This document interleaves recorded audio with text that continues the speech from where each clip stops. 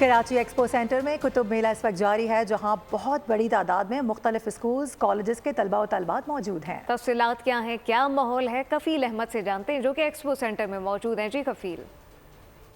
देखिए, मैं इस वक्त रिपोर्ट कर रहा हूँ कराची एक्सपो सेंटर से, और कुतुब मेला जिसमें हर तबका फ़िक्र और अगर हम बात कर लें हर ज़ौक़ के जो किताबें यहाँ मौजूद हैं।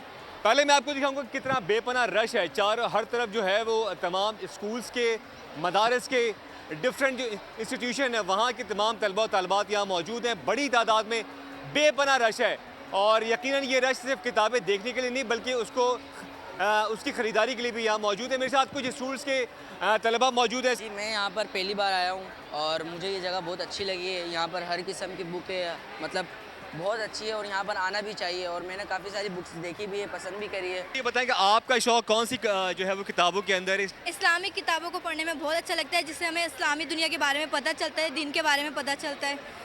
यहाँ पर आने का मतलब ये होता है बंदे को नई नई किताबें खरीद के नई मालूमात होती है। दुनिया में जो हम किताबें नहीं पढ़ पाते ना, हम वो भी पढ़ सकते हैं। आपने कुछ बुक्स बाई की तरह दिखाएंगी? हमने बहुत सारी इस्लामिक बुक्स बाय की हैं, क्योंकि मैं इस्लामिक की शौक से स्टडी करती हूँ।